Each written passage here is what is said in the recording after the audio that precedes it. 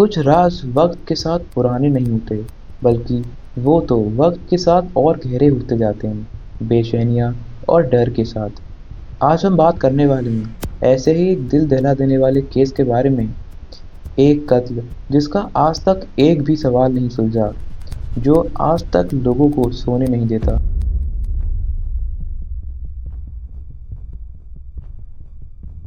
25 फरवरी 1957 fox case.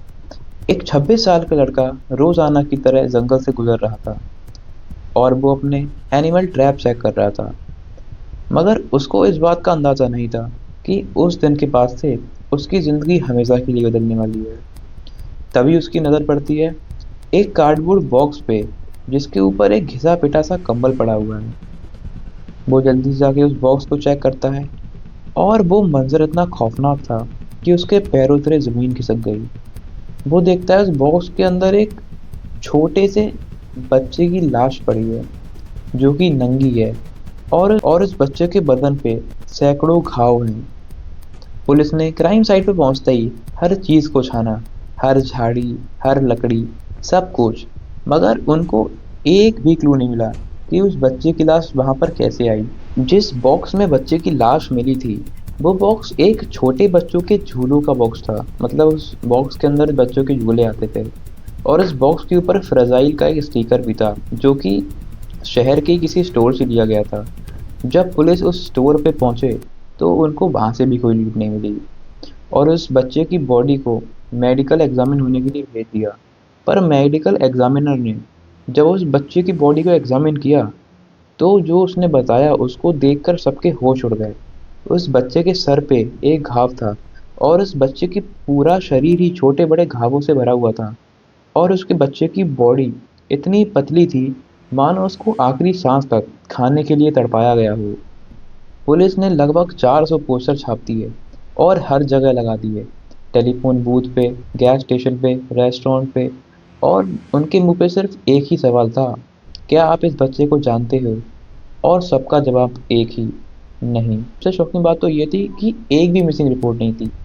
एक भी family नहीं थी पूरे शहर में जो किसी बच्चे को ढूंढ रही हो, जैसे वो बच्चा कभी इस दुनिया में था ही नहीं। पुलिस को जितने सबूत नहीं मिल रहे थे, उससे ज़्यादा तो उनको थियरीज मिल रही थी।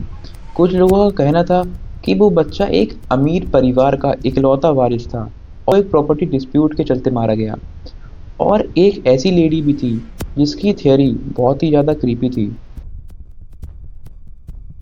मार्था ने पुलिस को बताया कि उसने देखा है उस औरत को, उसकी माँ को, बच्चे की माँ को, उस बच्चे को मारते हुए। उसने उस बच्चे को कई दिन तक टॉर्चर किया, उसके बाल काट दिए और आखिर में उसको मार दिया।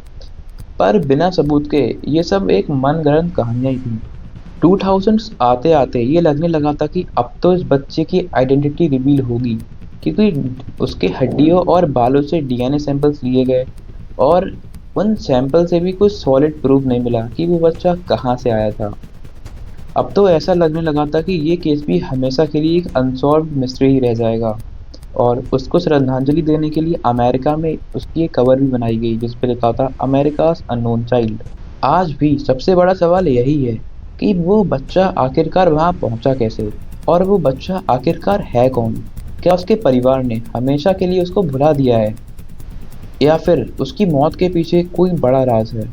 आज भी कई लोग उसकी कब्र पे फूल चढ़ाते हैं और प्रार्थना करते हैं, शायद कभी उसकी मौत का खुलासा हो और उस बच्चे को इंसाफ मिले।